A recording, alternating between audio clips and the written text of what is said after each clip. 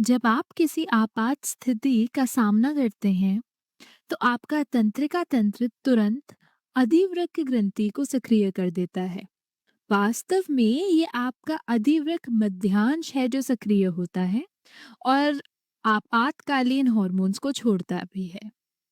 ये हॉर्मोन्स आपके शरीर को सुपर मोड में बदल देते हैं, जिससे आप उस खतरे से लड़ने या वहां से भागने के लिए तैयार हो जाते हैं।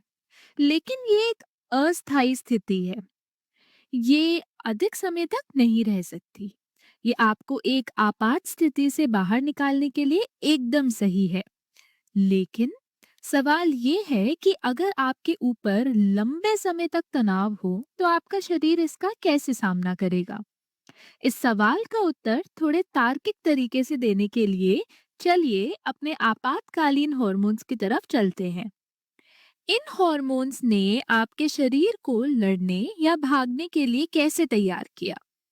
खैर, उन्होंने कई चीजें की, जैसे कि आपके सांस लेने की गति तेज कर दी, आपके दिल की धड़कन तेज कर दी, आपके रक्त को सही दिशा में पुनः निर्देशित किया और आपको अधिक ग्लूकोज और अन्य आवश्यक चीजें दी।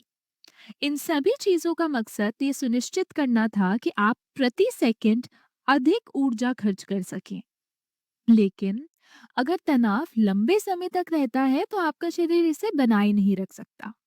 उदाहरण के लिए आपका दिल उच्च रक्तचाप को सहन नहीं कर पाएगा। आपके ग्लाइकोजन भंडार कम हो सकते हैं, तो आपको किसी प्रकार के समर्थन की आवश्यकता होगी ही होगी, ताकि आपके शरीर को अधिक ऊर्जा मिल सके। लेकिन इस बार आपको एक अधिक परिपक्व प्रतिक्रिया की आवश्यकता होगी जो लंबे समय तक टिक सके। ये कैसे होता है? खैर, ये भी अधिवृक्क ग्रंथियों के माध्यम से ही होता है, लेकिन इस बार आपका मस्तिष्क अधिवृक्क वल्कुट को सक्रिय करता है, मध्यांश को नहीं। मध्यांश आपात स्थितियों के लिए है, लेकिन अधिवृक्क वल्कुट यानी कि अड्रीनल कॉर्टेक्स लंबे समय तक तनाव को प्रबंधित करने में मदद करता है। ये कैसे करता है? सबसे पहले मस्तिष्क इसे रासायनिक संकेतों के माध्यम से इशारा देता है।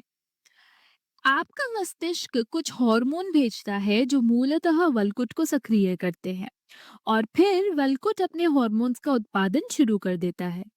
लेकिन उससे पहले क्या आप समझ सकते हैं कि आपका मस्तिष्क वल्कुट को सक्रिय करने के लिए रासायनिक संकेतों का उपयोग क्यों करता है, जबकि मध्यांश को सक्रिय करने के लिए तो तंत्रिका आवेग का उपयोग किया जाता है? आपात स्थिति में आप मध्यांश को तुरंत सक्रिय करना चाहेंगे और ऐसा करने का सबसे तेज तरीका तंत्रिका आवेग का माध्यम ही है। लेकिन जब बात वल्कुट की होती है, तो आप लंबे समय तक तनाव से निपटने वाले हैं, इसलिए इसे थोड़ा धीमा करना समझदारी है। एक बार जब वल्कुट सक्रिय हो जाता है, तो ये क्या करता है? ये कुछ हॉर्मोन्स का उत्पादन शुरू करता है, जिन्हें कॉर्टिकॉइड्स कहा जाता है। अब कॉर्टिकॉइड्स के कई प्रकार होते हैं, लेकिन हम उनमें से कुछ पर ध्यान केंद्रित करेंगे और उनके कुछ कार्यों को देखेंगे, जिनमें से एक है ग्लूकोकॉर्टिकॉइड। जैसा कि नाम से पता चलता है, ये हॉर्मोन्स ग्लूकोज प्राप्त करने में मदद करते हैं। सबसे सामान्य ग्लूकोकॉर्टिकॉइड है कॉर्टिसोल। इसका प्राथमिक कार्य है आपके शरीर को ग्लूकोज देना, लेकिन ग्लाइकोजन से नहीं। ये गैर कार्बोहाइड्रेट स्रोतों से ग्लूकोज प्राप्त करता है। इस प्रक्रिया को ग्लूकोनियोजेनेसिस कहा जाता है, जिसका अर्थ है नए स्रोतों से ग्लूकोज का निर्माण। उदाहरण के लिए ये प्रोटीन को तोड़कर आपको ग्लूकोज देगा। कॉर्टिसोल का एक और प्रभाव है कि ये आपके प्रतिरक्षा प्रणाली का दमन कर देता है। ऐसा क्यों?